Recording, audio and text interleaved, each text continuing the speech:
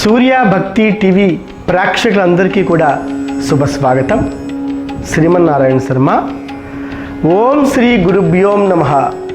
ఈరోజు శనివారం, జూన్ 29, 2024 సంవత్సరం, శ్రీ క్రోధినామ సంవత్సరం, ఉత్తరాయణం, గ్రీష్మ ఋతువు, జ్యేష్ఠమాసం, బహుళపక్షం, తిథి అష్టమి, మధ్యాహ్నం 3:44 వరకు ఉంది.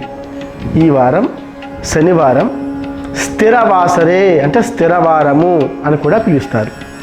నక్షత్రం ఉత్తరాభాద్ర.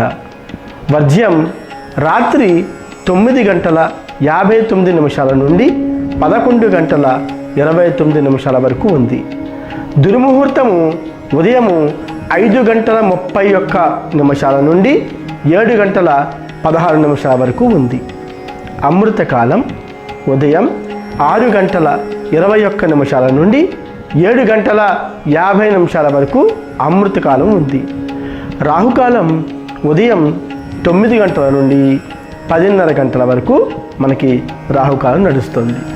యమగండం మధ్యాహ్నం 1:30 నుంచి 3 గంటల వరకు యమగంట కాలం ఉంది. సూర్యరాశి వచ్చి మిథునంలో ఉంది. చంద్రరాశి మీనంలో ఉంది.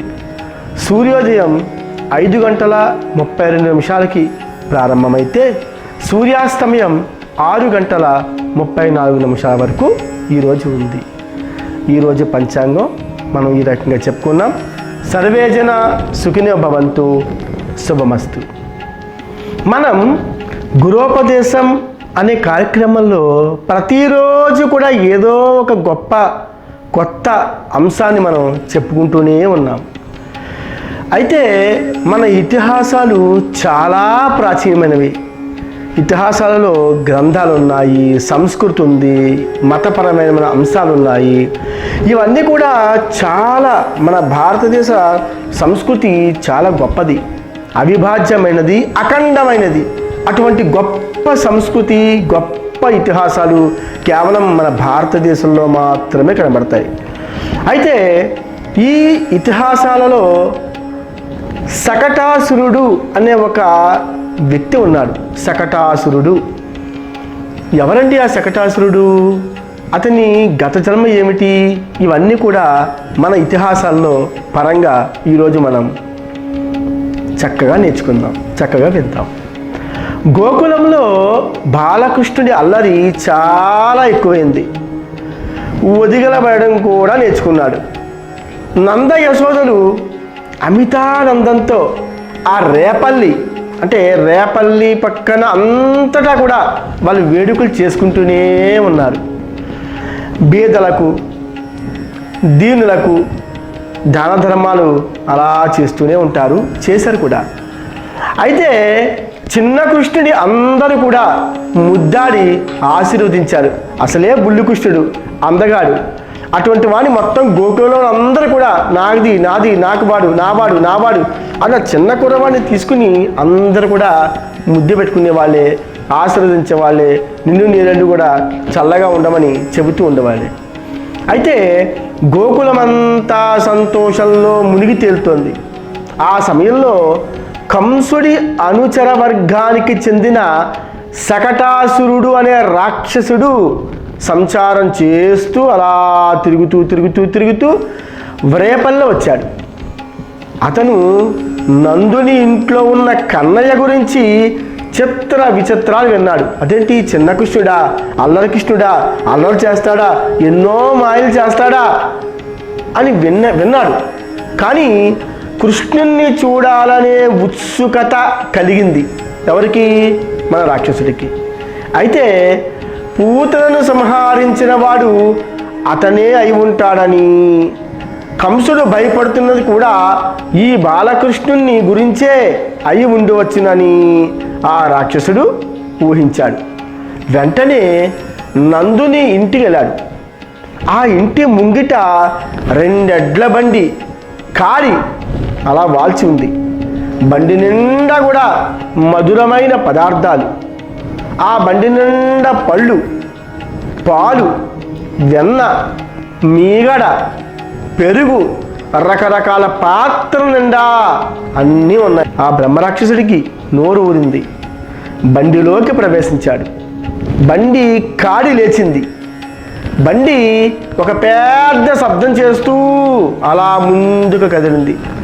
కృష్ణయ్య పూల ఉయ్యాలలోంచి ఇదంతా గమనిస్తూనే ఉన్నాడు. యావండి, బ్రహ్మలోకాలు, బ్రహ్మజ్ఞానం తెలిసిన వాడు మన చిన్న శ్రీకృష్ణుడు.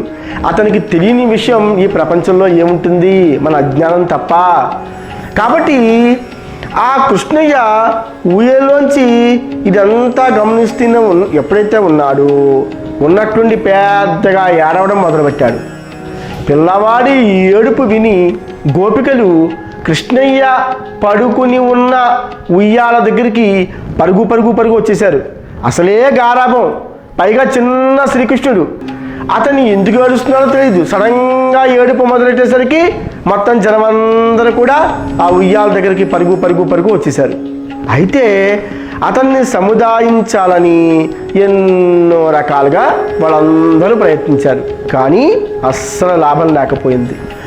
బాలకృష్ణుణ్ణి ఎత్తుకుని బొజ్జగిస్తూ కబుర్లు చెబుతూ ఒక గోపకాంత అతన్ని బయటికి తీసుకెళ్ళింది. అలాగా కొంచెం గాల్లో ఉన్న చిన్నపిల్లవాడు ఎందుకు ఏడుస్తారో మన ఇంట్లోనే మనకు తెలియలేదు.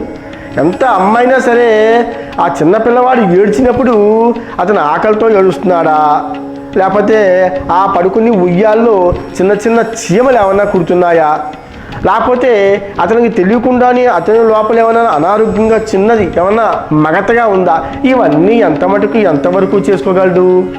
కాబట్టి ఒక గోపకాంత ఏం చేసిందంటే ఆ చిన్న కృష్ణుని అలా ఉయ్యాల్లో పడుకోబెట్టి ఎంత విసిరినా, ఎంత పరిచారకులు చేసినా ఏడుపు ఆపకపోవడంతో ఆ బుజ్జాయిని తీసుకుని అలాగా బయటికి తీసుకెళ్ళింది.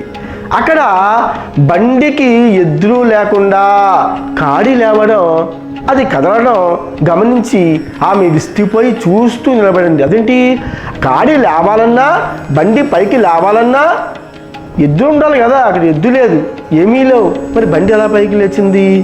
ఓహో, అంటే బండిని ఆవహించిన శకటాసురుడు కృష్ణయ్యను చూశాడు. వెంటనే కృష్ణయ్య మీదకి ఉరికించాడు.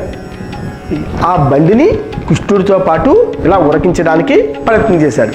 అయితే అది ఒక్క ఉదుటిన వచ్చి కన్నయ్యని తాకింది. వెంటనే ఎప్పుడైతే శకటాసురుడు ఎలా విసిరేశాడో అది వెంటనే వచ్చి మన కన్నయ్యని టప్మని తాకింది.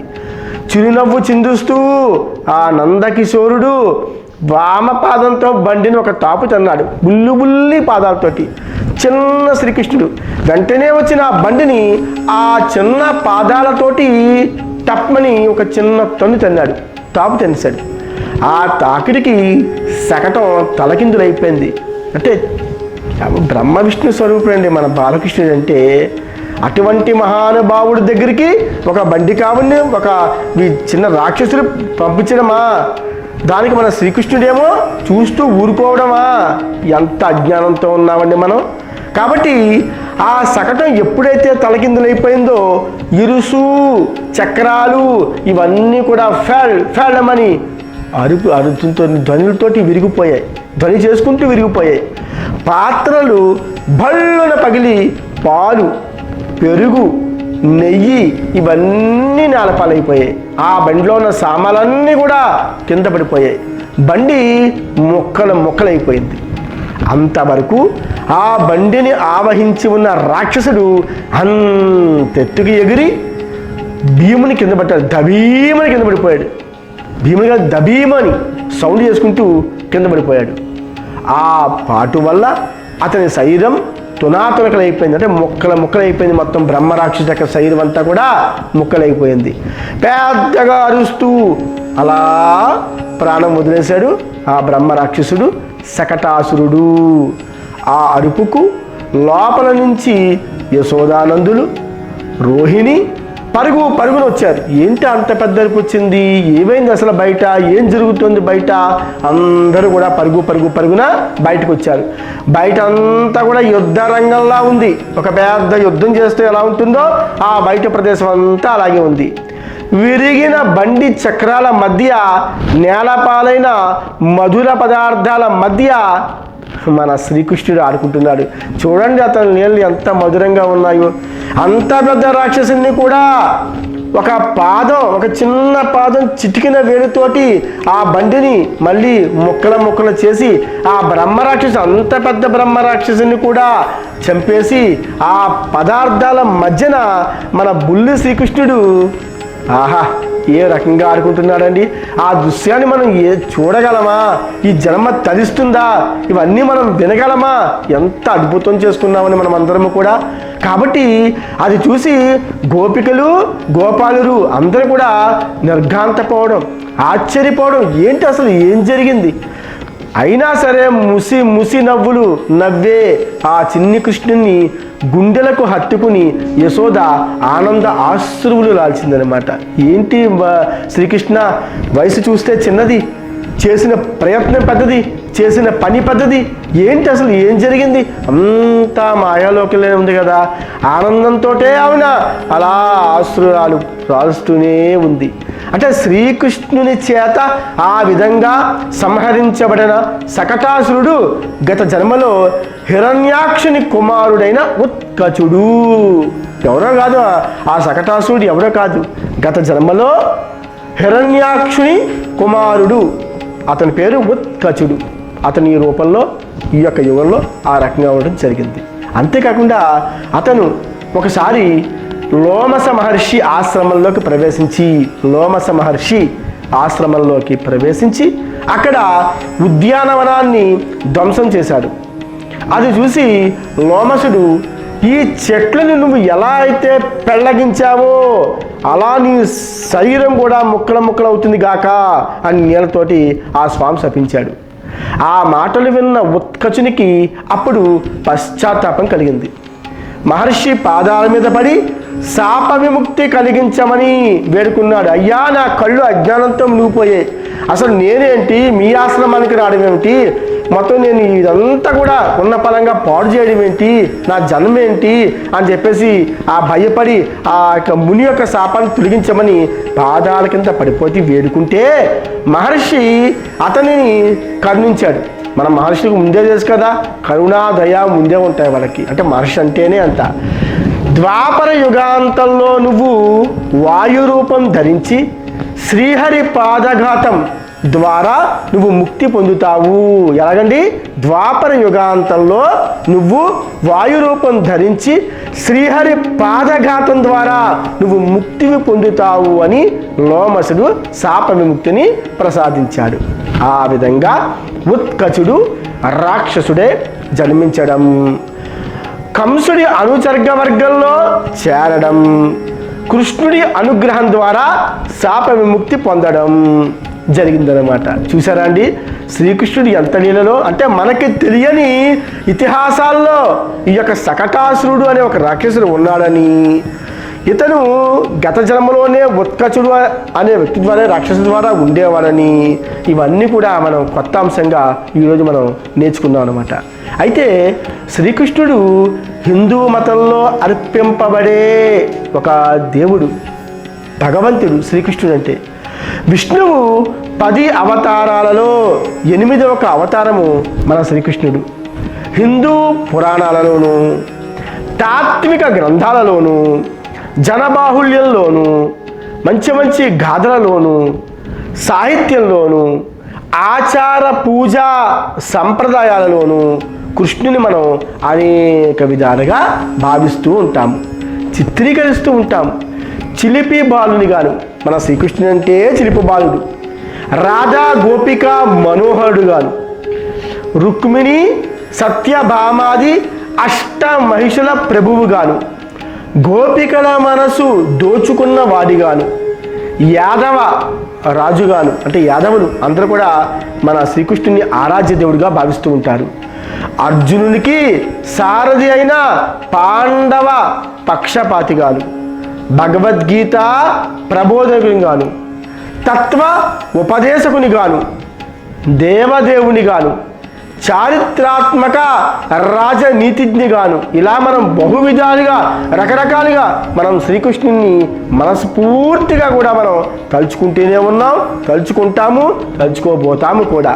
కాబట్టి హరివంశము, మహాభారతము, భాగవతము, విష్ణు పురాణము ఇటువంటి గ్రంథాలన్నీ కూడా శ్రీకృష్ణుని జీవితాన్ని, తత్వాన్ని తెలుసుకోవడానికి మన హిందువులకి ముఖ్యమైన ధార్మిక గ్రంథాలుగా ఉపయోగపడుతున్నాయి. చూసారా? ఈరోజు మనం శకటాసురుడు అనే రాక్షసుడి యొక్క చరిత్ర గురించి ఈ గురోపదేశం అనే కార్యక్రమం ద్వారా సూర్య భక్తి టీవీలో మనం అందరము కూడా చక్కగా చూస్తున్నాము, విన్నాము, కొత్త అంశాన్ని గురించి మనం తెలుసుకున్నాము. రేపటి భాగంలో, రేపటి అంశంలో ఇంకొక కొత్త అధ్యాయంతో మనం చక్కగా మొదలు పెడతాం. ఈ హిందూ సంస్కృతి అనేది కేవలం మనలోనే ఉండిపోకూడదు, మన దగ్గరే ఉండిపోకూడదు. ఈ జ్ఞానాన్ని 10 మందికి పంచిపెడితేనే మన ద్వారా మనకి తెలియకుండానే ఒక గొప్పతనం అనేది, దేవుడి యొక్క, భగవంతుడి యొక్క ఆశీస్సులు మనం పొందుతా ఉన్నది జీవిత సత్యం. కాబట్టి మీ అందరూ కూడా ఈ సూర్య భక్తి ఛానల్ని ఒక్కసారి, భక్తి టీవీ ఈ సబ్స్క్రైబ్ చేసి అందరికీ కూడా షేర్లు పంపించి మీ చుట్టాలకి, మీ బంధువులకి, మీ చిన్నపిల్లలకి అందరికీ కూడా ఈ తెలియపరచాలి. ఈ జ్ఞానం అనేది కేవలం ఈ మన దగ్గరే ఉండిపోతే ప్రపంచంలోకి ఎలా వెళ్తుందండి? ప్రతి ఒక్కరికి తెలియాలి కదా శకటాసురుడు అంటే ఎవరు, మన మహాభాగవతంలో, భారతంలో ఇటువంటి పాత్ర ఉన్నది అని మనం తెలియపరచాలి. అంటే మీ అందరి ద్వారా తెలియపరుస్తుంది. కాబట్టి అందరూ కూడా దీనిని, ఈ ఛానల్ని సబ్స్క్రైబ్ చేసి లైక్లు కొట్టి చక్కగా మీ అందరూ కూడా ఈ భగవంతుని యొక్క కృపకు పాత్రలు అవుతారని నేను ఎప్పుడు కూడా మిమ్మల్ని ఆశీర్వదిస్తున్నాను. సర్వే జనా సుఖినో భవంతు. మీ శ్రీమన్నారాయణ శర్మ, పిఠాపురం.